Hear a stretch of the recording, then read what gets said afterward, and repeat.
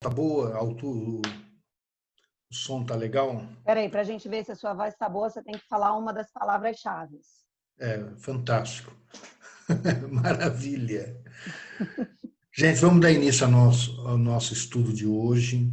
Eu quero dar boa noite a todos que estão aqui participando da live. Hoje é um dia especial porque nós estaremos iniciando o Livro dos Espíritos. Nós encerramos na semana passada e hoje daremos início, então, novamente. Só por curiosidade, da última vez nós iniciamos o livro no dia 27 de outubro de 2015. Então foram quase 5 anos para que nós completássemos o estudo do livro em grupo. Foram quase 5 anos. E essa realmente está sendo a média nossa de 5 anos, porque acho que é a terceira ou quarta vez que nós estamos estudando o livro dos Espíritos. Então vamos dar início novamente, agradecendo a Jesus por esta oportunidade. O livro dos Espíritos, ele tem proporcionado a todos nós uma melhor compreensão, não só dos princípios da doutrina espírita, mas uma melhor compreensão de nós mesmos diante da doutrina espírita, diante dos compromissos que nós temos na presente existência, uma melhor compreensão nossa diante de Deus, enquanto criaturas que somos, e que possamos permanecer firmes nesse propósito de estudo, com bastante maturidade, a fim de que consigamos extrair o melhor proveito e sempre tendo em conta que esse estudo não tem por objetivo principal amealhar os conhecimentos apenas para somar a nossa capacidade de conhecimentos.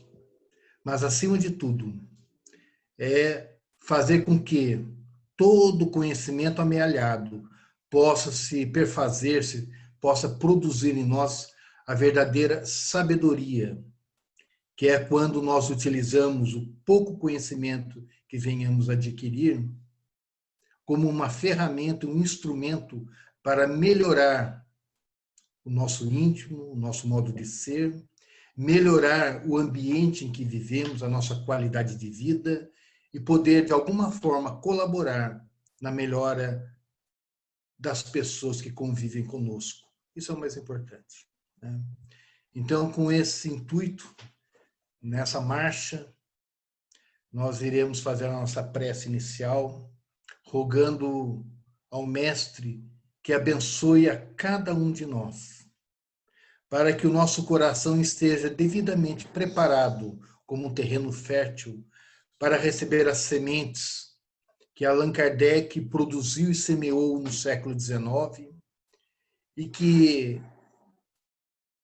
esses princípios doutrinários que nós iremos percorrer nos estudos do Livro dos Espíritos possam ser verdadeiros tesouros, riquezas para nós, ajudando-nos cada vez mais no nosso objetivo de felicidade, ajudando-nos cada vez mais a aproveitar melhor o nosso tempo, a nossa vida, a nossa existência, a fim de que não venhamos a chorar depois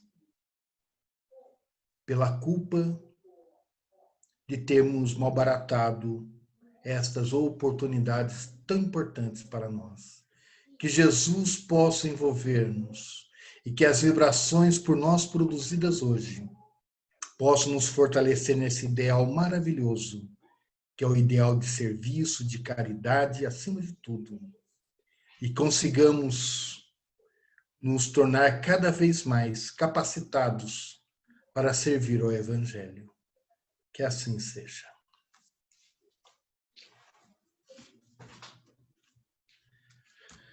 Bem, vou pedir então para... Nós estamos aqui com quase 30 pessoas. Eu estou vendo bastante pessoas novas. Eu não sei se é a primeira vez que vem ao estudo nosso de terça-feira, mas com certeza muitos que aqui estão é a primeira vez que irá iniciar o estudo do Livro dos Espíritos. Só para contextualizar, é importante a gente ter em mente que o Livro dos Espíritos é a obra principal da doutrina espírita. O Livro dos Espíritos é a obra básica número 1, que foi editada e publicada por Kardec no ano de 1857. E ela traz toda a base filosófica da doutrina espírita. E nós verificamos que mais de 150 anos da sua publicação, até hoje, cada pergunta ali feita por Kardec e cada resposta que os espíritos trouxeram ainda é assunto moderno, palpitante, atual, que engloba temas variados da nossa vida. O Livro dos Espíritos, ele percorre tanto o lado científico, quanto o lado religioso e quanto o lado filosófico da doutrina.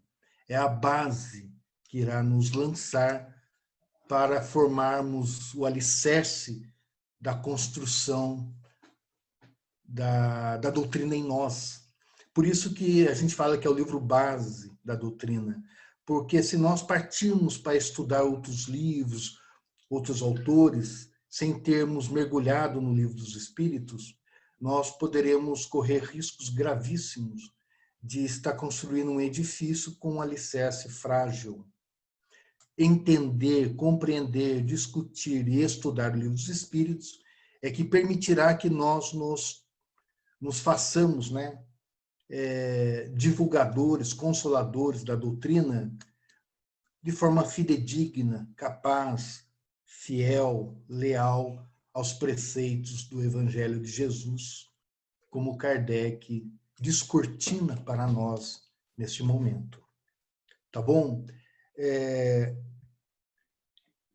Eu vou deixar para que nós possamos discutir os detalhes da produção do Livro dos Espíritos, os detalhes de como que Kardec conseguiu compilar e como que ele chegou a essas 1.109 perguntas que o livro contém, quais foram as experiências de Kardec nesse período, lembrando que Kardec teve o primeiro contato com os fenômenos mediúnicos na Europa, na França, em 1855.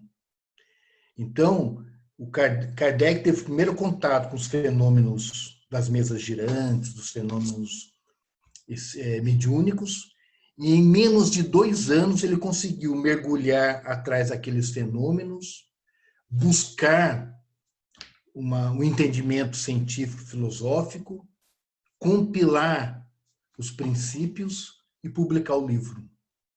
E a gente percebe que nós, muitas vezes, só para estudar o livro, levamos 5 anos. Kardec, ele partiu do zero e publicou o livro em 2 anos. Não é um livro para ser lido, é um livro para ser estudado, né? É muito importante a gente ter esse conceito de estudo. Por isso que é um estudo contínuo. A gente termina o livro e retoma o estudo do livro. Porque cada vez que nós passeamos por uma pergunta e uma resposta, de acordo com as nossas necessidades, as nossas dúvidas e o nosso desenvolvimento enquanto espírito, a abordagem e o aprendizado se fazem diferentes, né? Isso é muito interessante. Bem, eu vou pedir para a Ana Paula, então, dar início à leitura da introdução. Então, o Livro dos Espíritos tem uma introdução que Kardec escreveu. Essa introdução, vamos lá, Ela tem 17 capítulos, essa introdução do Livro dos Espíritos, e eu acho que vale a pena a gente tentar mergulhar no sentimento e no pensamento de Kardec e tentar sentir e entender as explicações que o motivaram a escrever essa introdução nesses termos, tá bom? Para todos que aqui estão, a Fernanda, ela vai estar atenta para quem quiser fazer pergunta, quem quiser fazer observação, quem quiser fazer depoimento. Então, para que comunique pelo chat ou a Fernanda observe, e nós estaremos interagindo, porque uma das características desse grupo de estudo é a interação de todos, né? A gente aprende em conjunto, a gente aprende com todos, dando opiniões, e é interessante, até muitas vezes aprendemos com a dúvida, onde nós somos motivados a fazer novas pesquisas, novos debates, e ninguém aqui tem pressa, realmente, de terminar o livro rápido. Nós queremos realmente senti-lo em nós, os conhecimentos adquiridos, tá bom? Tudo bem? Podemos... Eu estou vendo o Pedro. Legal. Pedro, muito bom te ver aí. Eu acho que eu estou vendo o Rogério, acho que é de São Paulo, acho que ele esteve ontem na sala do Lar Oficina, é isso, né, Rogério? Sim, eu sou do Lar Oficina, boa noite. Ah, do Lar Oficina, São Paulo? Lar Oficina. Seja bem-vindo, tá Obrigado. bom? Legal. No mais, a gente vai se relacionando aqui. A Ciene é uma senhora de Taubaté, uma senhora que mora em Taubaté, que muito amiga nossa, e é uma alegria tê-la aqui conosco. Né? A Lorena é uma jovem aqui de Pinda, a Lorena. E a dona Rosângela, a Vilma também está aqui? Nossa, a Rosângela, a Vilma. Gente, é um prazer ter todos, viu? Se eu começar a declinar aqui, eu vou ficar emocionado, porque tanta gente estou com saudade. Vamos lá. Ana Paula, vamos lá. Você vai colocar na tela, Fê?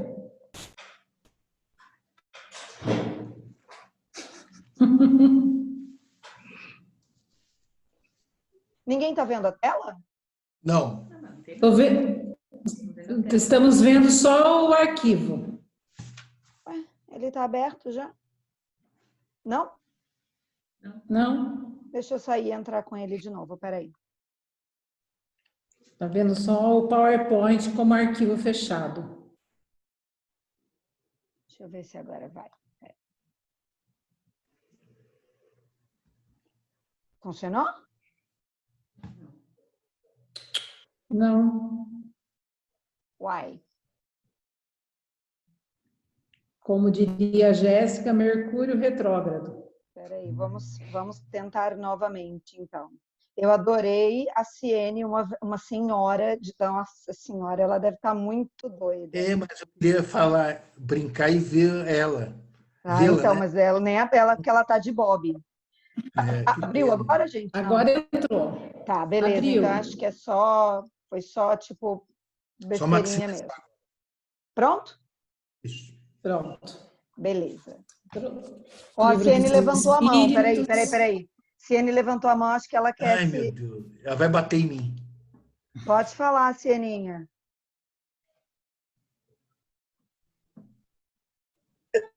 Eu tô fechada aqui porque eu tô trabalhando.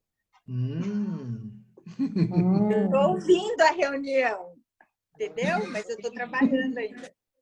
Essa menina é um mimo. Ela é uma coisa linda. Combinado, então. Beijo. Um beijo. Vamos começar, então? Por favor, Ana. Então, do Livro dos Espíritos, Introdução, parte 1. Para se designarem coisas novas, são precisos termos novos.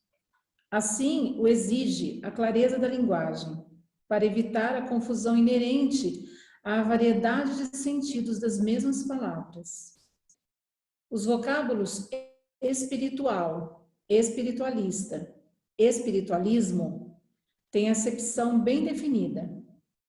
Dar-lhes outra, para aplicá-los à doutrina dos espíritos, fora multiplicar as causas já numerosas da anfibologia. Com efeito, o espiritualismo é o oposto do materialismo. Quem quer que acredite haver em si alguma coisa mais do que matéria é espiritualista. Não se segue daí, porém, que creia na existência dos espíritos ou em suas comunicações com o mundo visível. Em vez das palavras espiritual, espiritualismo, empregamos para indicar a crença a que vimos de referir-nos os termos espírita e espiritismo, cuja forma lembra a origem e o sentido radical e que, por isso mesmo, apresentam a vantagem de ser perfeitamente inteligíveis, deixando ao vocábulo espiritualismo a acepção que lhe é própria. Diremos, pois, que a doutrina espírita ou o espiritismo tem por princípio as relações do mundo material com os espíritos ou seres do mundo invisível. Os adeptos do espiritismo serão os espíritas, ou, se quiserem, os espiritistas. Como especialidade, o Livro dos Espíritos contém a doutrina espírita. Como generalidade, prende-se à doutrina espiritualista, uma de cujas fases apresenta. Essa a razão por que traz no cabeçalho do seu título as palavras filosofia espiritualista. Já segue, então? Ou é isso mesmo? Faz sinal para mim, por favor. Tá. É que estava fechado, só estava aparecendo a Fernanda. Agora, Então, vamos lá. parte 2. Não, vamos Tá. dar uma paradinha aqui. Tá. Ótimo. Nós observamos que Kardec dá início ao Livro dos Espíritos, na sua introdução.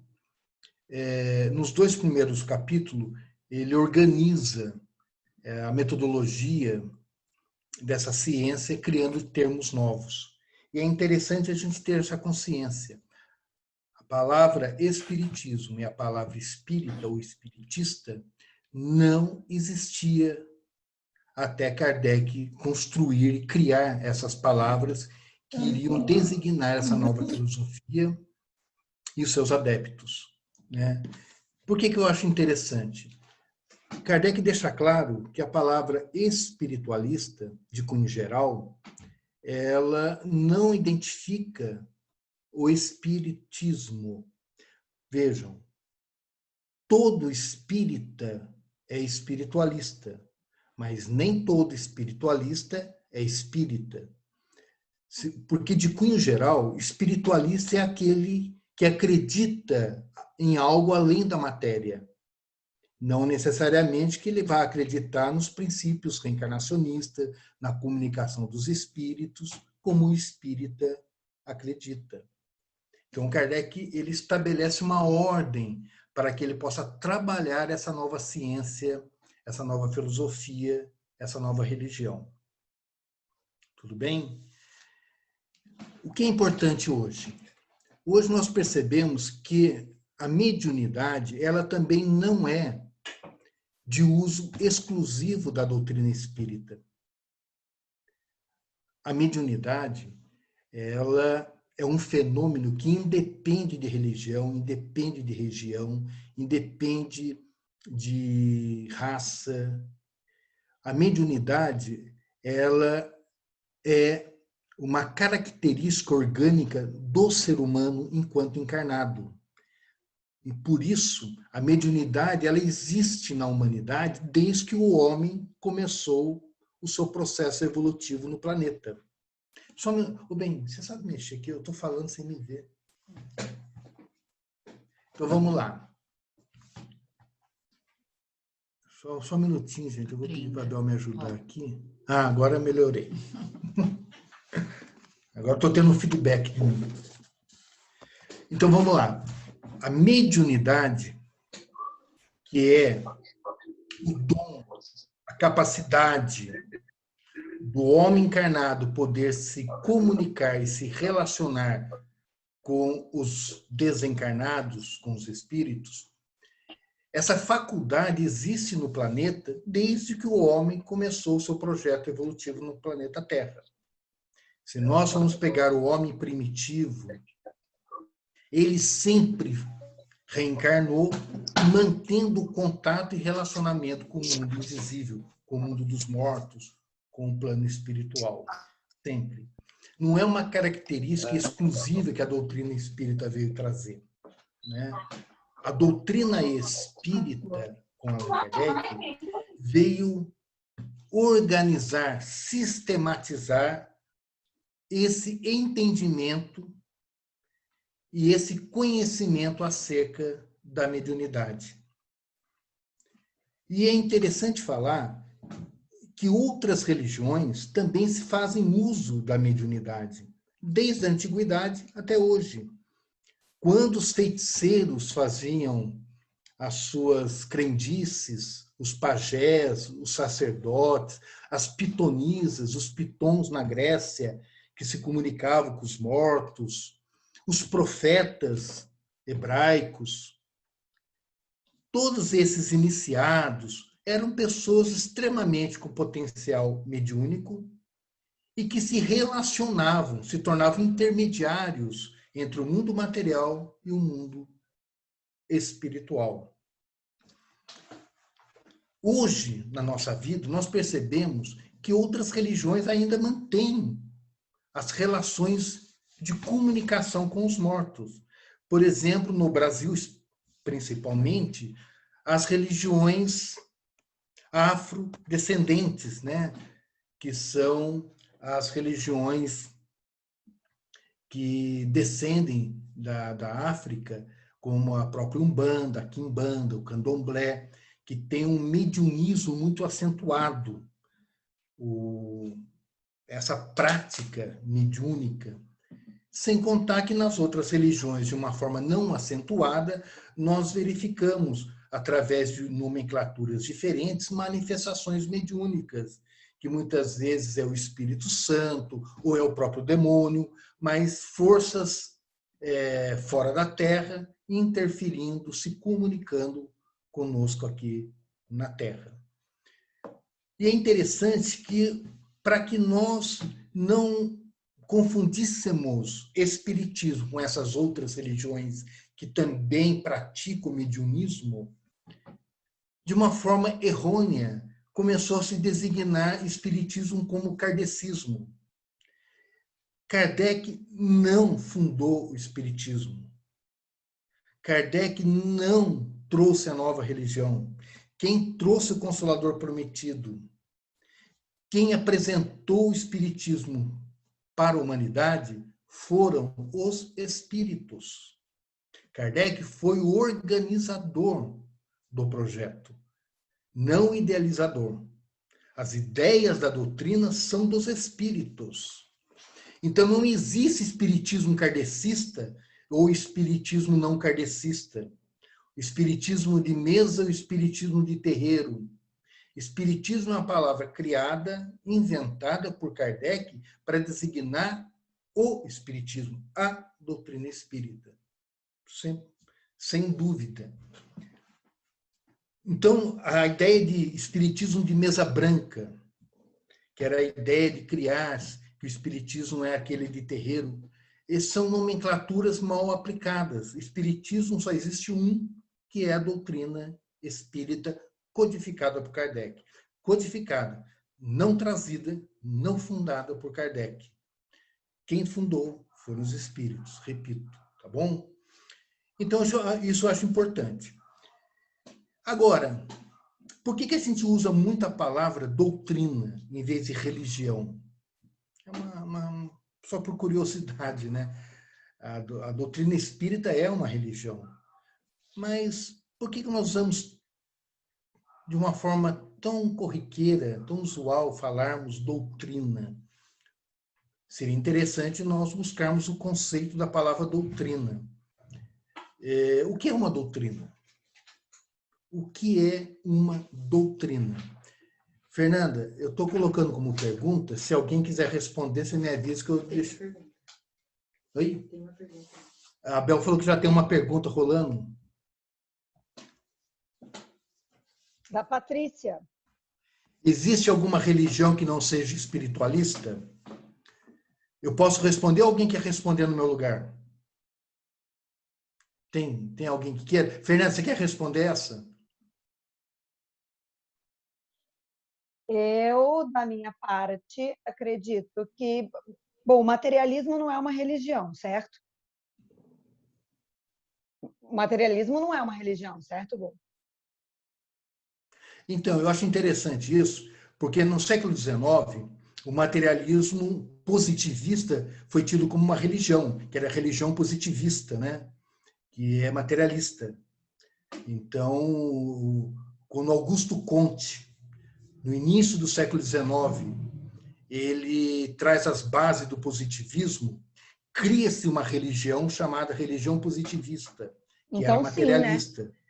E é interessante que o culto dessa religião tinha por força, o poder não era em Deus, era na ciência. Então, era muito comum falar-se na religião positivista. Uma outra religião que eu acho muito interessante, que são seitas, não são religiões, são seitas esparsas, tanto na América do Sul quanto na África, são algumas seitas onde eles acreditam e cultuam somente a matéria. São as seitas monoístas. Monoísta porque não acredito em dois elementos no universo, só acredito no elemento matéria. As seitas dualistas, que é a que nasceram desde Platão, Aristóteles, são as seitas dualistas que aceitam dois elementos no universo, o elemento espírito e o elemento matéria. Né? Agora, o que eu queria colocar para todos é o seguinte: muitas seitas monoístas acreditam no espírito como um produto da matéria, como se o espírito fosse o resultado da matéria. A matéria domina o espírito. Quando a matéria acaba, o espírito acaba. São aqueles materialistas que falam na existência do espírito enquanto produto da matéria.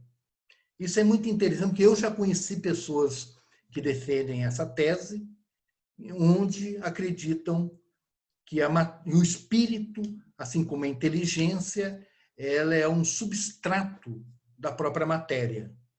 E a matéria não existindo, tudo isso acaba, porque nada existe além do que a matéria produz. E essas seitas, então, são seitas que não acreditam em algo além da matéria. Tá bom? Então, só porque eu coloquei uma pergunta, acabou indo. Fala outra. Que eu tô sem som aqui. Peraí, gente, a Bel tá... Vou falar aqui, porque o meu tá sem som. Tô falando que eu coloquei lá uma pergunta que acabou indo. O termo religião não significa religar o homem a Deus? Então, eu acho que religião que não seja espiritualista não existe. Podem existir seitas ou não? Não. É pergunta. É pergunta. Aí não é religião. Não, a origem da palavra religião, do latim, é religare. Está religando, né? Que foi adotada como princípios para formar as doutrinas e as seitas. Agora, a qualidade do homem, enquanto se submete a forças que podem ser o culto à própria matéria, o culto à ciência, não descaracteriza que ele está dentro de um processo que ele entende que é religioso. Porque hoje a palavra religião ela se ramificou e se estendeu de tal forma que nós podemos ver que tem gente que faz do futebol sua religião, tem gente que faz a política a sua religião, no sentido de buscar o seu culto, a sua entrega, o seu posicionamento filosófico de vida e o entendimento da sua criação. Então, qual que é a explicação de eu estar aqui na Terra? Como é que eu vim parar aqui? De onde que eu vim e para onde que eu vou? Essas são as questões religiosas. E quando essas respostas se perdem e ficam somente dentro dos conceitos que a matéria explica, e fugindo a uma ideia dualista, que é a ideia de um elemento além da matéria, então são seitas extremamente materialistas, não espiritualistas. Agora, é uma visão abrangente do termo. Abrangente. Então, por exemplo, na Argentina, na década de 80, fundaram uma religião. E a religião é a religião Maradona, onde tem até igreja, onde passou a se cultuar Maradona dentro de uma seita religiosa. Olha que interessante. Que era Maradona, e tinha até uma igreja lá que as pessoas frequentavam. Tem que ser argentino, né, frequentavam. Gustavo? Mas são seitas. Bem, quando se fala em Deus, de uma forma abrangente, eu lembro muito do Alcoólatras Anônimos, que eu tive a oportunidade de várias vezes fazer palestra, de ir visitar, onde, em respeito às diversas crenças que os anônimos alcoólatras possuem, eles não denominam Deus nas suas reuniões, mas eles falam em poder superior, respeitando o conceito de Deus sendo individual para cada um. Maçonaria também, né? Então, por exemplo, nos Alcoólatras Anônimos é poder superior. Se para ele o poder superior é a matéria, o poder superior é a matéria, é a física. Se para o outro poder superior é Deus, é Jeová, mas todos respeitando que há um poder que está acima de nós. Se são as leis naturais, se é um poder divino, os Alcoólatras Anônimos apenas respeitam as teses individuais de cada um e apenas faz menção ao poder superior. Então, mesmo que a pessoa seja materialista e vá nos Alcoólatras Anônimos, ela pode chegar lá e falar: eu não acredito em Deus, mas eu acredito que é um poder superior. Esse poder superior, para mim, é o próprio acaso, por exemplo. Uma ideia filosófica bem difícil. Respeita-se que ele tem isso como um poder que rege acima da sua própria vontade, a sua própria vida. Tudo bem? Você respondeu a pergunta do Paulo? Qual que é a pergunta do Paulo?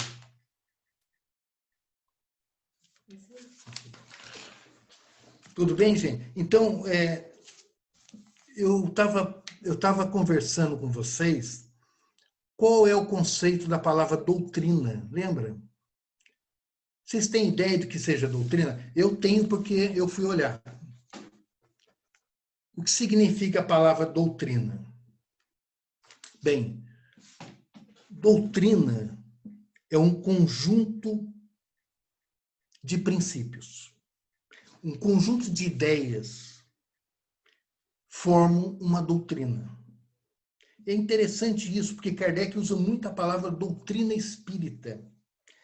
Nós vamos ver em todo o início do Espiritismo a palavra doutrina e não a palavra religião. A partir só de 1864, quando Kardec publica o Evangelho segundo o Espiritismo, é que Kardec traz a moralidade para os estudos e colocando que toda a doutrina na área científica e filosófica tem por objetivo a transformação moral do homem. Isso é religião. Daí por isso que Kardec fala que a parte religiosa da doutrina é a mais importante, porque é o objetivo em si, fazer homens de bem. E Kardec então conclui que se o espiritismo deve ser conceituado como uma ciência, esta ciência tem que ser de consequências morais. Então, o espiritismo é uma ciência, sim, de consequências morais, mostrando, então, que o fim dessa ciência, o escopo, o objetivo dessa ciência, se prende à moralidade, que é a parte religiosa da doutrina. Por isso que a religião é a base da doutrina, é o mais importante. Então, vamos lá. Por que o espiritismo é uma doutrina? Porque a doutrina representa um conjunto de princípios ou de ideias fundamentais que formam um sistema. Então, existe doutrina econômica, doutrina política, doutrina religiosa, filosófica, e toda doutrina ela se forma por bases, por princípios que a completam. Então, para eu dizer que eu sou espírita, eu estou afirmando que eu sigo a doutrina espírita. Simples. Só que se eu sigo a doutrina espírita, eu estou dizendo que eu sigo os princípios fundamentais, básicos, que Kardec estabeleceu ao criar a doutrina. Que é esses princípios que os espíritos trouxeram para Kardec como sendo os formadores da doutrina. Pois bem, qual que é a pergunta agora? Se a doutrina espírita é um conjunto de princípios, quais são os princípios básicos da doutrina espírita? Essa é a pergunta agora. Então, vamos dizer assim que eu encontro uma pessoa leiga de doutrina e eu me declaro espírita para ela. A pessoa fala, então você segue uma doutrina? Eu falei, sigo. Ah, que beleza. Então, se você segue uma doutrina, quais são os princípios básicos da sua doutrina? Eu sei responder?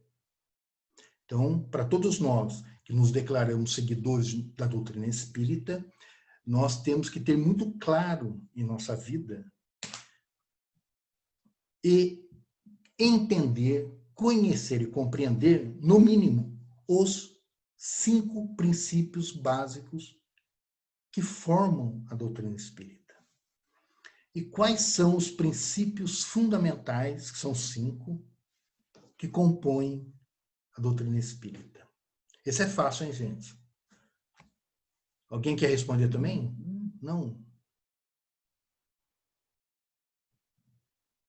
Vamos lá. Gente, 5 princípios. Primeiro, os 2 primeiros nós vamos encontrar em quase todas as religiões espiritualistas, tá? O primeiro princípio da doutrina é crença em Deus, acreditar em Deus. É impossível ser espírita e não acreditar em Deus. Então tem gente que se mergulha no lado científico da doutrina, mas o primeiro princípio, o mais importante de todos, é a crença em Deus. E esse é um princípio muito forte, porque no momento em que nós nos colocamos como criaturas de Deus, que nós descortinamos para nós a nossa essência espiritual provinda de Deus. Então, esse primeiro princípio é que norteia a nossa vida, o nosso futuro, é a crença em Deus.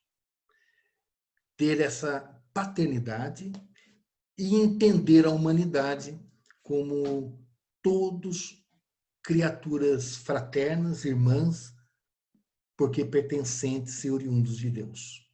Qual que é o segundo princípio da doutrina? A imortalidade da alma. O princípio de que nós temos, além da matéria aqui na Terra, uma alma, e essa alma não morre. Esses 2 princípios, nós vamos encontrá-lo na maioria das religiões cristãs, porque muitos acreditam em Deus, quase todas as religiões, e as religiões acreditam que a alma não morre. Agora, o fato da alma não morrer não quer dizer que o destino dessa alma seja idêntico para todas as religiões. Uns entendem que a alma ela é eterna, mas ela vai ficar num sono eterno até um juízo final. Outros entendem que essa alma vai para o inferno, para um céu, para um purgatório. Outros entendem que essa alma se perde no panteísmo, que é na fonte divina, e perde a sua individualidade só para retornar depois no juízo. Então, existem interpretações que vão se diferenciando e se multiplicando acerca do entendimento de qual é o futuro desta alma na sua eternidade.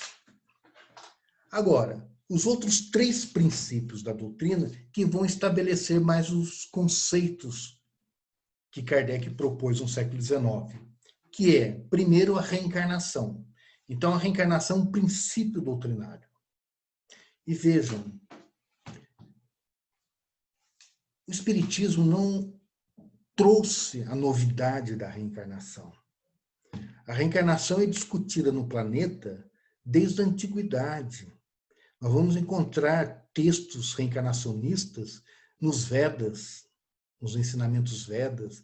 Nós vamos encontrar a reencarnação sendo falada e cantada na filosofia pré-socrática e socrática, principalmente com Platão e Sócrates, que eram declarados reencarnacionistas.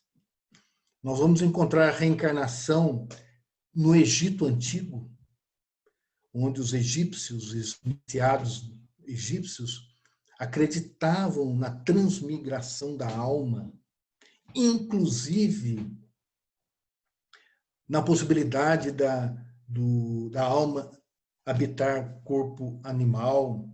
Nós vamos encontrar em outras filosofias orientais também a reencarnação, como o budismo.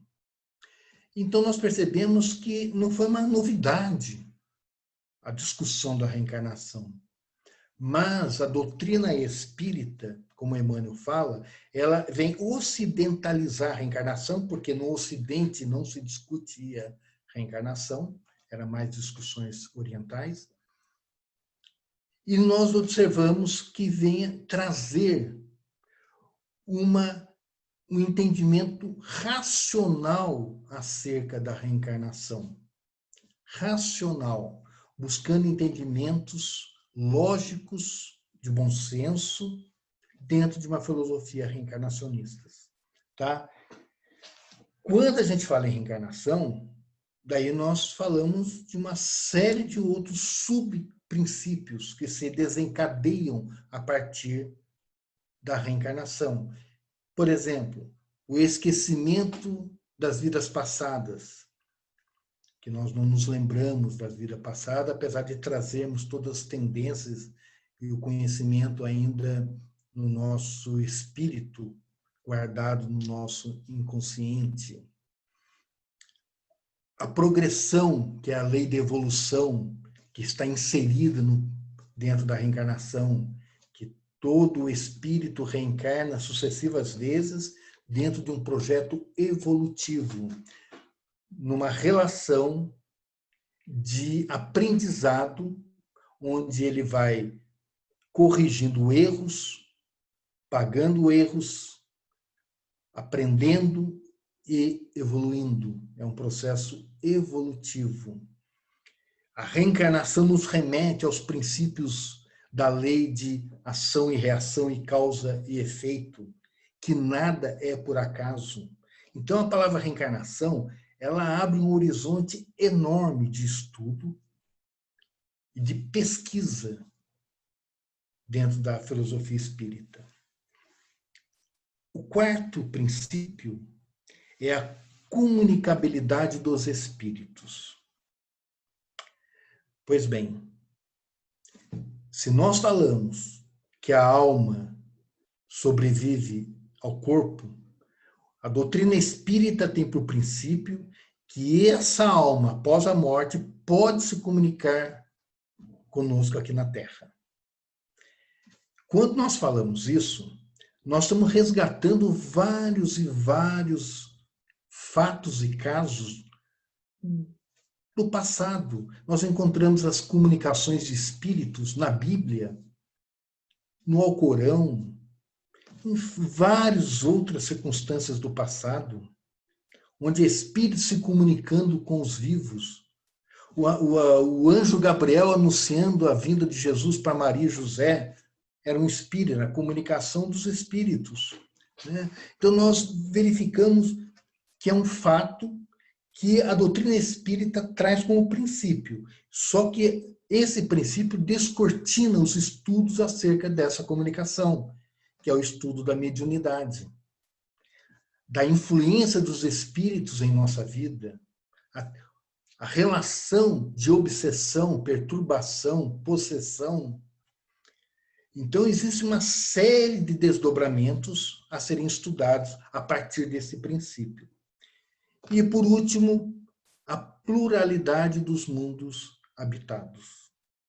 Eu acho muito interessante isso, porque, de pronto, parece que é uma coisa que não seria tão importante ser um princípio básico, acreditar que existe outros mundos além da Terra que possuem vida. Vida humana, vida espiritual. Mas é um princípio, porque nós tenhamos essa relação de evolução não mais circunscrita a um planeta, mas nos projetando para um universo, onde as nossas experiências não são mais circunscritas à região do planeta, mas poderemos estar vivenciando e reencarnando em outros planetas, recebendo também espíritos de outros planetas, e essa relação universal é o que faz com que nós consigamos expandir mais o nosso sentimento de humildade e de amor a Deus. Então, acreditar em mundos habitados é também buscar nos distanciar do orgulho e do egoísmo que tão mal fez para a humanidade quando ela trazia os conceitos que o homem era o centro do universo ou que a Terra era o centro do universo, né? Tudo bem? Vamos lá? Fernanda, cadê ela? Fernanda, alguém ergueu a mão? Alguém quer falar alguma coisa? Não, o Fernando só que tinha uma mão na frente da tela dele, mas ele tirou já. Tá. Então é o seguinte, gente. Eu vou fazer agora 4 perguntas. 4 perguntas. Mas faz uma que eu sei, vai. Não, mas essas 4 perguntas não precisam responder. Tem Google. E essas 4 perguntas vocês vão pesquisar no Google e vão se perder, não vão achar a resposta com facilidade. Vamos lá. O Espiritismo, como doutrina filosófica, ela tem por objetivo, um dos objetivos principais da doutrina, é transformar o homem para o bem, a fim de que nós tenhamos uma melhor compreensão de nós mesmos e uma melhor compreensão de Deus. O Livro dos Espíritos, Kardec fala que a questão filosófica pode ser resumida em 4 perguntas. A primeira, muito simples. Quem somos nós? Então, põe lá no Google, quem sou eu? Quem sou eu? Gente, uma pergunta tão complicada. Quem sou eu? Quem somos nós? Vamos dizer assim, há milênios e milênios e milênios, o homem faz essa pergunta e não consegue se entender com a resposta. Quem somos nós? Quem sou eu? Essa é uma pergunta. A segunda, de onde viemos? Hoje é uma discussão filosófica. De onde eu vim? Eu vim do plano espiritual, eu vim de uma relação de concepção e fui criado na hora da concepção. De onde eu vim? Imediatamente me lança a terceira pergunta. Para onde eu vou? Para onde eu vou? E essa é uma pergunta, gente, que é extremamente preocupante. O homem, a vida toda, se preocupou para onde ele vai. A vida toda. Porque aqui na Terra a gente consegue enrolar de acordo com os nossos interesses, enrolar circunstâncias para tirarmos vantagem. Usando dinheiro, usando poder, usando autoridade. Mas se há algo que a gente não consegue enrolar, é a morte. E não sabemos o que tem depois dela. E isso é assustador. Por que os egípcios ficaram tão preocupados em mumificar, fazer pirâmide? Eles tinham aquele conceito que iam morrer, tinham que atravessar um grande rio para chegar do outro lado, que a morte levaria. E daí, eu tenho que chegar lá, lá eu vou ser rei também, eu vou ser escravo, eu vou ter dinheiro. É um problema seríssimo. Para onde eu vou? Nós, no século XXI, questionamos para onde eu vou. Eu vou para Umbral? Eu vou para nosso lar? Eu vou para Júpiter? Eu não vou para lugar nenhum, vou ficar preso dentro da minha casa, assombrando meus parentes? Para onde eu vou? Em que circunstâncias? Preocupante. É uma pergunta que até hoje perturba e preocupa. E a última pergunta é: por que eu estou aqui? Então, olha só, são 4 perguntas que a humanidade carrega há milênios e não se entendeu com as respostas. Por que eu estou aqui? Por que eu estou aqui? Por acaso? Por que eu nasci em Pindamonhangaba, o Rogério nasceu em São Paulo? O contexto familiar, o núcleo de relacionamento. Por que eu estou aqui? Qual que é o objetivo da minha vida? Qual que é o objetivo da minha vida? Por que eu tenho que ser bom? Por que eu tenho que trabalhar? Por que eu escolhi essa profissão? Por que eu acabei escolhendo aquela pessoa para casar e formar família? Gente, são questões filosóficas de alta indagação, altíssima. E nós vamos passar a vida toda tentando responder essas perguntas. E que depois de desencarnar, nós continuaremos com as mesmas perguntas, né? Projetando o futuro, puxando o passado e tentando olhar o presente. Né? Tudo isso constantemente perguntando: quem sou eu? Quem sou eu? Então, gente, essa é a primeira parte do livro, da introdução, né? Que nós terminamos a leitura com a Ana Paula. Se alguém quiser falar alguma coisa, algum apontamento, a Ana Paula já pode fazer a leitura do capítulo 2, né? Alguém quer falar alguma coisinha? Eu quero, Gustavão. Ô, Ricardo Seixas. Beleza aí? Beleza. E aí, galera? Ai, não te dei os parabéns por ontem, adorei. Foi bacana, eu achei que foi um trabalho bem bacana, né? Estávamos numa vibração bem legal, né? Tava. O Ricardo ontem ele fez uma palestra à noite lá no Lar Oficina, onde nós acompanhamos, e foi fantástico, viu? Mas, Ricardo, por favor, fale. O tema aqui é muito importante para a nossa reflexão, né? Nós vivemos aí encarnações sucessivas e estamos com essas perguntas há muito tempo, né, no nosso campo de existência. E, de fato, aqui os espíritos vêm trazendo, através do espiritismo, uma grande contribuição e oportunidade para o nosso progresso, né, como espíritos mais conscientes da nossa dinâmica. Então, eu particularmente bato muito na tecla, né, de tomarmos consciência sobre nós mesmos. Esse é o grande desafio, e é o que nós estamos fazendo aqui. Então, assim, se nós olharmos, nós vamos ver uma série de evidências em nossas vidas que nos levam à oportunidade de entrarmos em contato com a nossa natureza, com a nossa essência, com aquilo que somos verdadeiramente nós mesmos, né?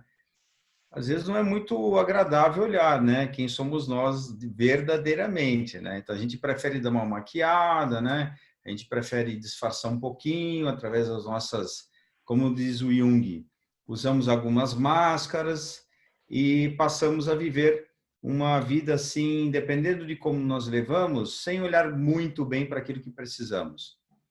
Mas isso é uma característica nossa, e isso não deve ser levado em conta assim como maldade ou intenção, ou dolo, né? Na área jurídica, né, Gustavão? Isso não é dolo, né? Mas, assim, temos responsabilidade sobre essas questões. Então, assim, como eu venho trabalhando muito com algumas situações um pouco difíceis, né, de algumas pessoas, não é simples sair de momentos desafiadores, né? E quando questionamos sobre a proposta do espiritismo, né, como doutrina, como filosofia, como religião, como ciência, nesse triple aspecto que nos dá a oportunidade de aprendermos muito mais sobre nós mesmos nessa dinâmica. Entendermos melhor o que estamos fazendo aqui no momento presente. Crescendo e desenvolvendo, aproveitando as nossas experiências. Não viemos para pagar nada, porque Deus não é contador, não é cobrador. Nós estamos aqui para evolução e crescimento. Aproveitando tudo que esse planeta aqui maravilhoso de expiações e provas, com todo o ambiente harmônico, sincrônico que a vida nos dá, nos oferece, né? Que ninguém tem problemas aqui, com certeza, né? Não temos problemas, não temos dificuldades, não temos dúvidas, não temos nenhum tipo de preocupação, né? Tá todo mundo numa boa. Nós chegaremos lá. Eu acho que esse é um ponto importante. Nós chegaremos lá com certeza e vamos trabalhar bastante na mudança da nossa energia, da nossa vibração, que é o que vai nos ligar aí em pontos muito bons, entidades, amigos, esse grupo aqui que se reúne numa vibração positiva, fantástica, conhecimento, é isso que vai nos ajudar muito nesse progresso. Então, nós sabemos para onde vamos. Daqui a pouco a gente vai dormir, né? Mas daqui a pouco estaremos fora do corpo. Onde é que cada um vai se ligar depois que a gente sair do corpo, né? No sono, né? Então, vamos trabalhar bastante para isso, mudando devagarinho as nossas posições e vamos seguindo em frente aqui como amigos de jornada, companheiros de jornada. Estamos juntos nessa. Esse barco é nosso. Legal. Ricardo, você que trabalha nessa área e você bate tanto na tecla do autoconhecimento, autodescobrimento, e você falou das máscaras que Jung, citando Jung, né? Eu fico sempre com aquela imagem, Ricardo, que você falou ontem, que nós temos medo até de nos conhecer, né? Porque pode ser assustador quando nós nos conhecemos verdadeiramente, porque nós chegamos a enganar nós próprios, a nossa própria identidade, né? Nós temos Isso é bem interessante, sabe, que você comenta, Gustavo, porque assim, nós criamos algumas fantasias de proteção até. Então, o nosso grau como espíritos ainda, nós precisamos entender. Nós somos muito mais inconscientes do que conscientes. Essa é uma característica desse planeta. Nós todos somos assim. Então, o que nós falamos aqui de eu sei, eu conheço, eu faço, está em torno aí do que o Freud dizia há muito tempo atrás. Eu não sou psicanalista, mas eu sou mais junguiano, né? Mais fenomenólogo, né? Depois um dia a gente pode falar sobre isso. Mas o Freud, nos seus estudos iniciais, ele falava que nós temos um grau de 5% de consciência sobre nós. De tudo aquilo que a gente fala, que a gente sabe. 5%. E neurociência hoje vem falar que nós temos 3%, menos ainda. Então, o que significa isso? significa que tudo aquilo que nós falamos, eu tenho certeza absoluta daquilo que sou eu, pela neurociência nós temos certeza absoluta em 3%. E o resto? E o que a gente faz com os outros 97%, que é quase tudo? Que nós somos dominados ou levados, né, por uma série de situações. E nós criamos proteções. E, às vezes, quebrar essas máscaras ou quebrar essas proteções é uma quebra de ilusão, é uma quebra de uma fantasia.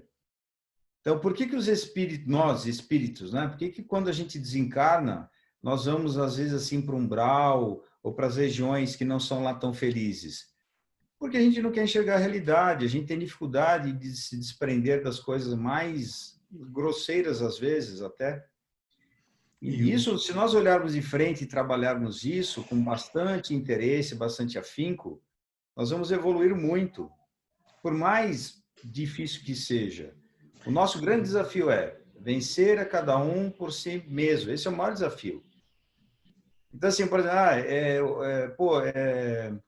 fazer palestra, dar aula, dar passe, estudar, conhecer muito, isso é tudo importante, né? É tão importante quanto distribuir a água para as pessoas tomarem, ficar na sustentação, é tão importante. Assim como também é tão importante ser um bom professor, ser em qualquer profissão, tudo que você faz. Ah, mas eu só trabalho em casa. Ótimo, então cuide bem das suas coisas, cuide bem da sua casa, cuide bem da sua família.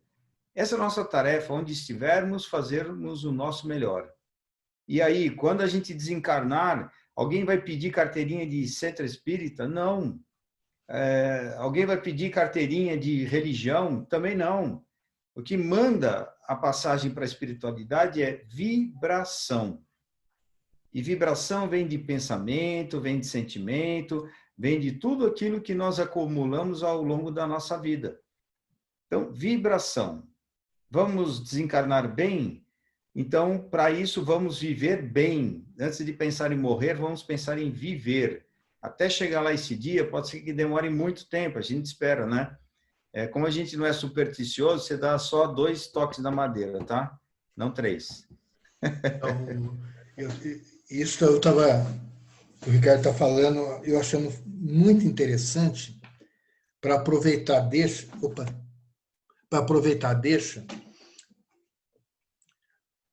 para que nós observemos que é um iceberg a nossa mente. O que está submerso no nosso inconsciente é imenso. E ali nós trazemos atavismos do passado, nós trazemos fobias do passado, medos. Ali se forma um verdadeiro eu nosso, uma proporção tremenda. Só que o consciente que está fora da água, muitas vezes é aquela parte menor e nós habituamos com aquilo. Só que constantemente o nosso inconsciente aflora em nós. E quando isso acontece, nós geralmente acreditamos a forças externas, geralmente os obsessores, né? Com nossas crises de cólera, que a gente até se desconhece, não fui eu. Nossa, aquele momento lá não parecia que tivesse em mim, parecia que eu estava tomado. Muitas vezes, em alguns casos, estamos tomados por nós mesmos, né? Estamos sendo obsediados pelo próprio inconsciente. Olha que interessante isso. Isso como tem a todo gente... sentido, viu? Isso é bem importante e sério, bastante, viu, Gustavo?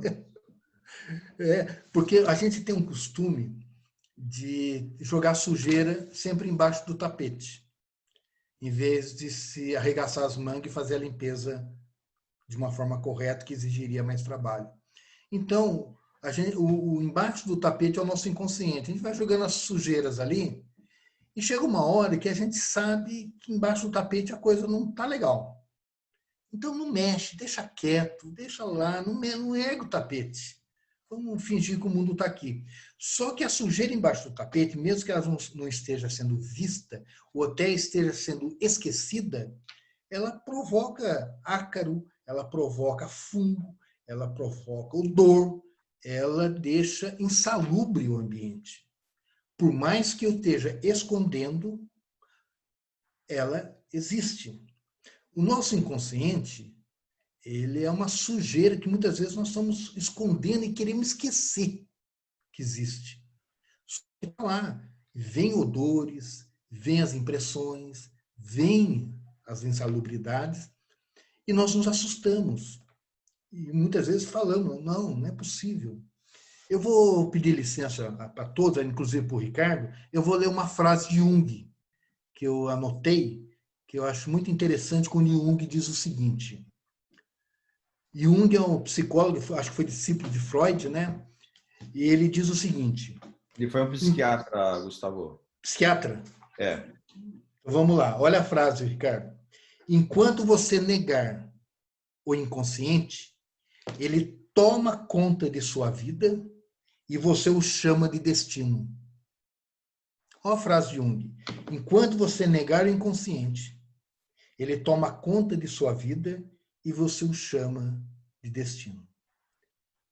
Eu acho importante nós espíritas poder pegar essa frase de Jung, fazer um sentido contrário e perceber que nós somos os protagonistas da nossa própria existência.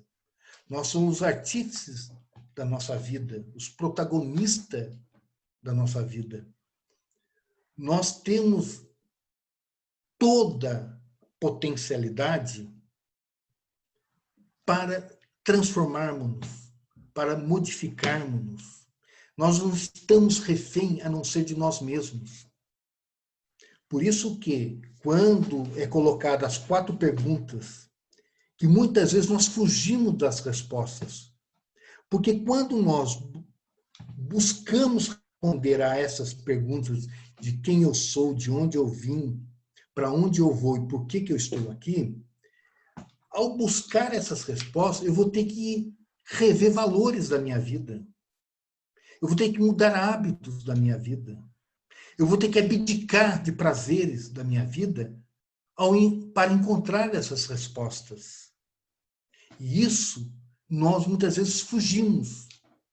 Fugimos dessas respostas para que possamos viver na ignorância, na santa ignorância, que é ilusória, que nós tentamos nos omitir ou nos esconder.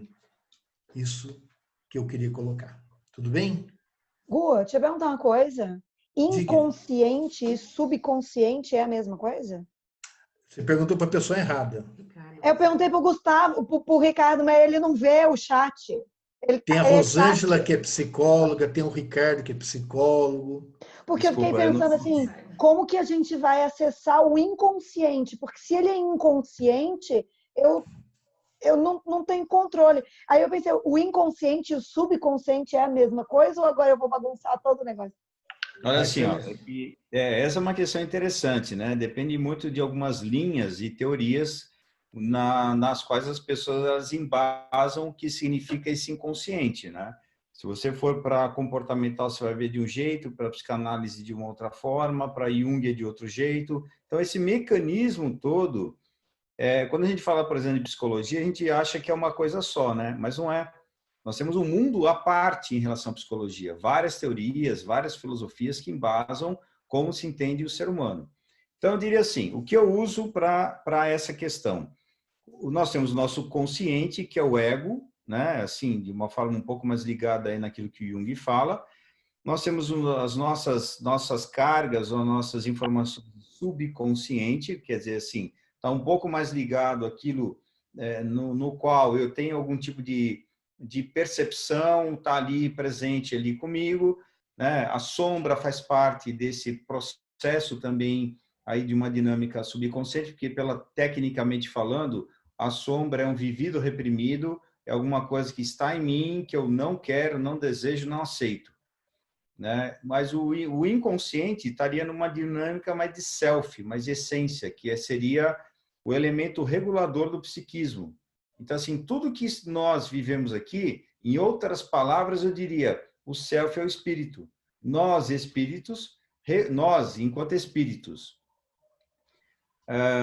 nós temos uma consciência maior do que aquilo que a nossa consciência permite no corpo físico. Parece um negócio meio estranho.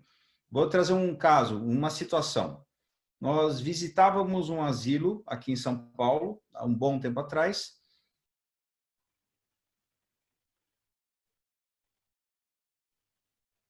E lá estava muito triste, muito difícil ele viver aquela situação.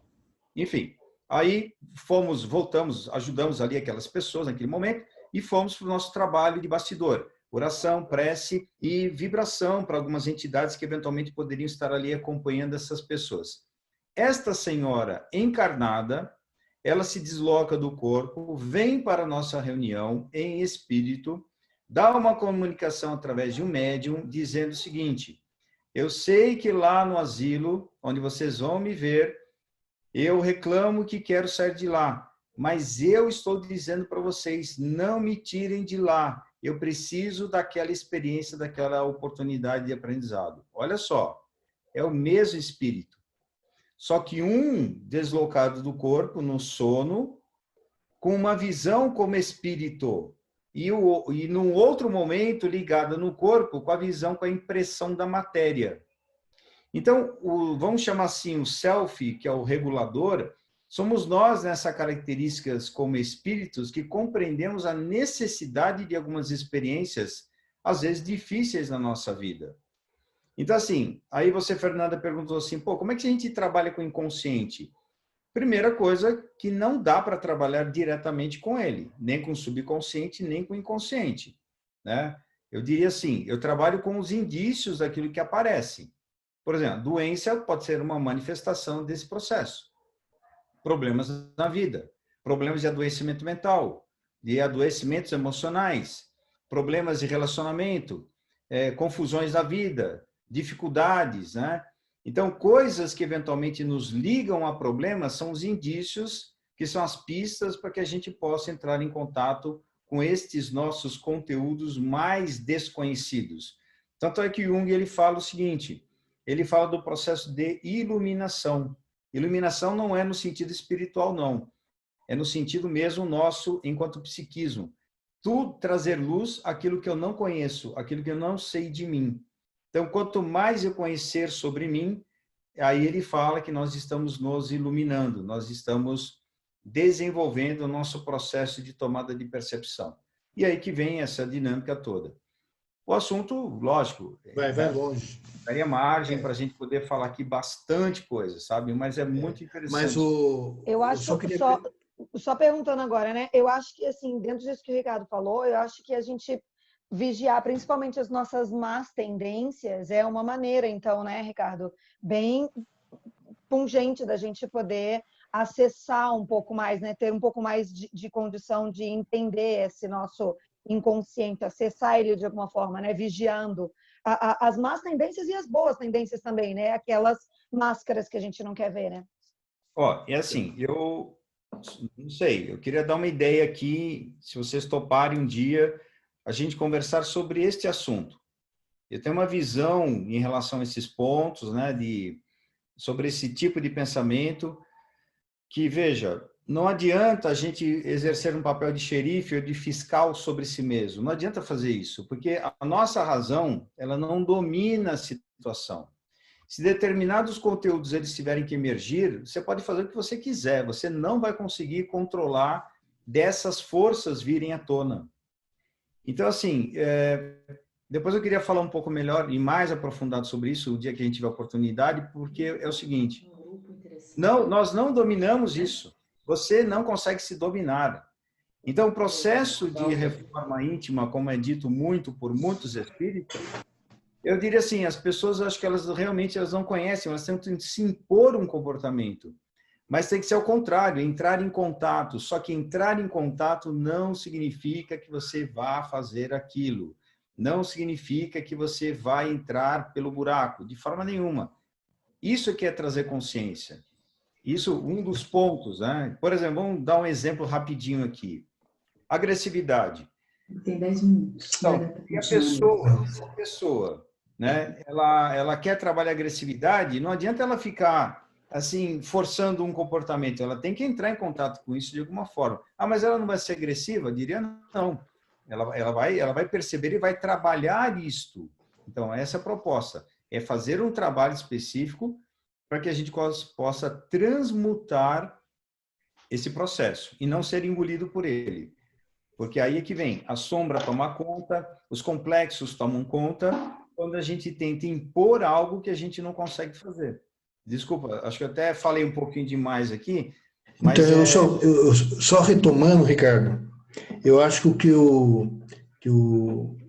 a Fernanda falou, como a gente está num grupo espírita, tudo, eu até pedi depois o Ricardo passar uma bibliografia que eu acho muito interessante, a Joana de Ângeles, dentro do meio espírita, ela aborda bastante esses estudos psicológicos, onde nós encontraremos um estudo acerca do inconsciente e do consciente, e André Luiz, no livro Ação e Reação, quando ele trabalha a ideia do edifício, colocando a parte consciente que nós temos, que é onde nós temos as sensações, as percepções da consciência. Tudo que é ciente, tudo que nós temos percepção através dos sentidos humanos, faz parte do nosso consciente.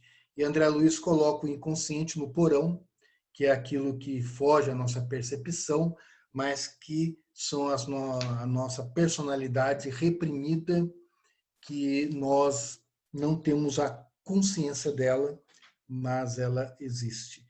Então, em André Luiz, eu vou ver se eu acho o livro e a página e o capítulo, quando o André Luiz ele recebe uma aula do instrutor acerca dos 3 níveis da mente humana, né? E depois também, se o Ricardo puder me ajudar, as bibliografias de Joana de Ângeles, que trabalham também os níveis de consciência. Tá bom? Gente, isso aí, Ricardo, é tarefa de casa. Você falou ontem, lição de casa, né? é bem isso aí. E nós percebemos que a doutrina espírita, com Allan Kardec, no século XIX, ele propor, instigar essas questões filosóficas, foi uma revolução. E nós podemos hoje afirmar que tratou-se de uma revolução da fé. Na Inglaterra, contemporâneo a Kardec, nós tivemos a Revolução Industrial, a Segunda Revolução Industrial. E nós verificamos em Kardec, ao codificar a doutrina, uma revolução da fé. Gente, nós estamos falando de uma fé onde nós passeamos, nós percorremos a Idade Média através de uma fé cega, uma fé fanática, uma fé que provocou os maiores crimes e genocídios na humanidade, em nome de Deus e em nome de Jesus. O Espiritismo, ele surge no século XIX, no momento em que o homem já não suportava mais os abusos da fé. Tanto é verdade que após a Revolução Francesa, nós vemos que a fé ela passa a ser desacreditada. E o descrédito da fé religiosa do século XIX fez com que as filosofias materialistas tivessem força. E foi o momento em que o materialismo se desenvolveu no planeta com muita propriedade. E surge o Espiritismo revolucionando a fé para resgatar uma fé raciocinada.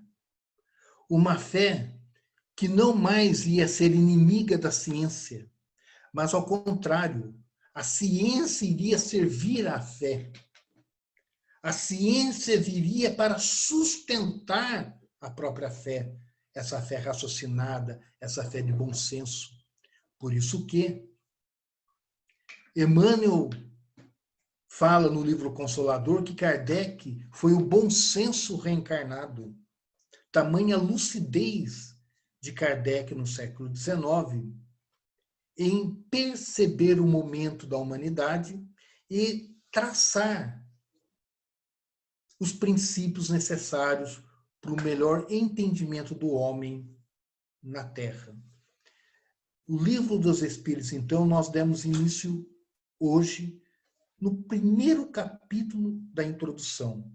E só para que nós entendêssemos por que Kardec criou a palavra espiritismo e a palavra espírita ou espiritista, nós, então, viajamos em várias ilações filosóficas acerca de nós mesmos e finalizando com essas questões da nossa própria consciência, do nosso próprio autoconhecimento de quem somos nós, de onde viemos, para onde vamos e o que nós estamos fazendo aqui.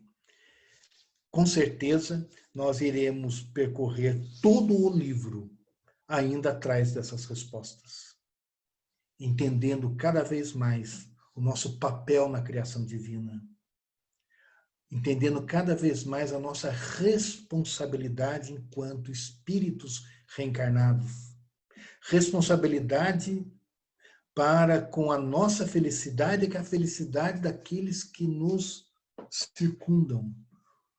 A responsabilidade nossa em impactar, em influenciar vidas constantemente, influenciando espíritos que vêm a nós como familiares, como amigos, mas uma palavra nossa, um exemplo nosso e um pensamento nosso é capaz de influenciar a vida de um semelhante, determinando ou a sua dor, diminuindo-a ou aumentando-a, conforme o nosso comportamento. Nós iremos nos ver na trajetória desse livro como espíritos protagonistas e responsáveis pela vida e pelo destino de muitos outros espíritos que se relacionam conosco. E temos que estar preparados para, na hora dos testemunhos, para na hora que temos que nos posicionar, sabemos como fazê-lo da forma correta, como Jesus, de uma forma tão simples, nos trouxe esse roteiro há 2000 anos atrás. O Livro dos Espíritos é um marco do Consolador prometido por Jesus na Terra. E se o Espiritismo é o Consolador que Jesus prometeu a todos nós, o Espiritismo tem por objetivo consolar, nos consolar. E nós só somos consolados quando nós compreendemos a razão das coisas, que nada acontece por acaso, que tudo tem uma razão lógica, perfeita para os acontecimentos. O mal não imperará, o mal não é absoluto. A única coisa absoluta na lei de Deus é o amor. As transgressões a essa lei que provocam o mal que nós vivenciamos em nossas vidas. Mas verificamos que as nossas potencialidades, com o advento da doutrina espírita, devem ser cada vez mais exploradas para que nós possamos contribuir com esse projeto de Jesus, que é levar o consolo. Então, muitas vezes, nós temos que nos alimentar de conhecimento e de recursos, não só para nos sentirmos confortáveis na existência, não. Nos alimentarmos com os recursos para provocar e levar conforto ao nosso semelhante.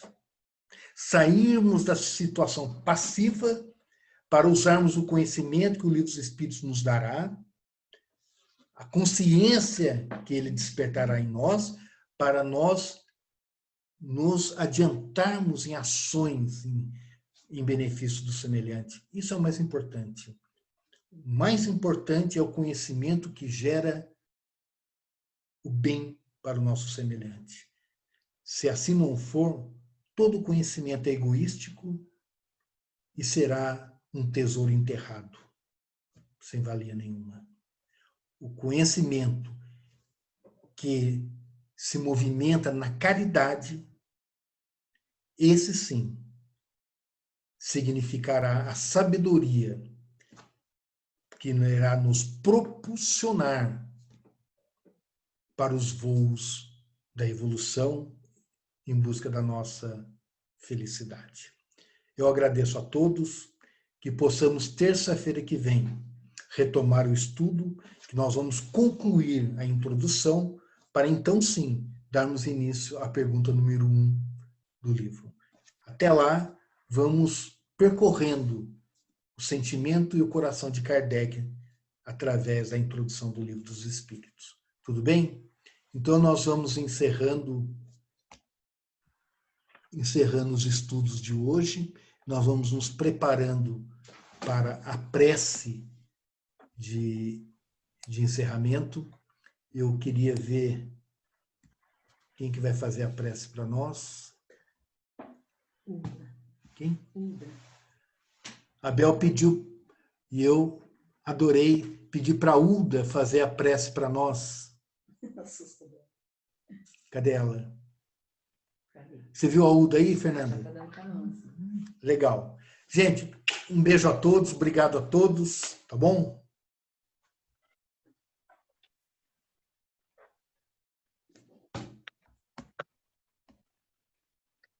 Então, vamos nos preparando para finalizar o estudo de hoje.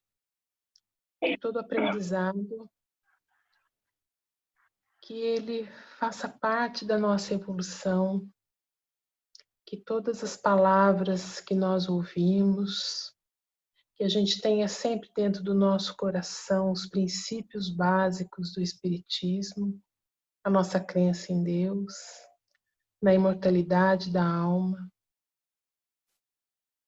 que esse ensinamento norteie a nossa vida, nosso comportamento com outras pessoas, com os nossos familiares, e que possamos sempre ser melhores hoje do que fomos ontem, e assim seguindo na nossa evolução pessoal. Que Jesus nos abençoe a todos, que nos dê uma boa noite de sono, de sonhos, de desdobramentos, e que tenhamos uma ótima semana. Que assim seja. Graças a Deus.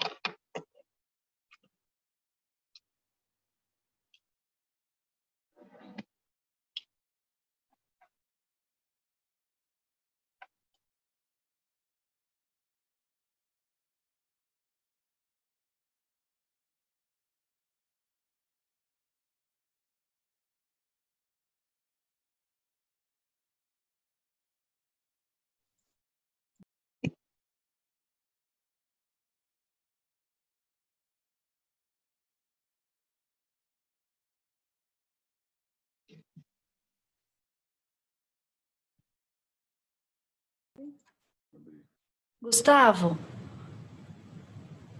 apenas queria agradecer essa oportunidade maravilhosa de fazer parte desse estudo. Somos do Lar Oficina. Obrigada, Bel, pelo convite maravilhoso. Legal. Começar com vocês esse estudo do Livro dos Espíritos através, né, do teu compartilhamento desse tesouro que você fez hoje para mim, né, para nós. Sim. Como é que é teu nome? Mercedes. Ah, Mercedes. Ah, tá. Rogério eu vi por causa do nome ali. Ficou fácil. Sejam bem-vindos, viu? E o mais Obrigada legal a todos. É que a gente quer manter acolhimento. essa plataforma, mesmo depois que terminar o problema da quarentena, para que vocês não deixem de participar. Tá bom? Ai, obrigada, vai ser maravilhoso. Essa é a ideia. Tá bom? Ó, temos uma longa caminhada, são mais de 5 anos para terminar o livro. Tá bom? Ai, que bom. Que bom. Obrigada a todos pela generosidade. Eu que agradeço. Beijo. Viu? Tchau, tchau. Ali que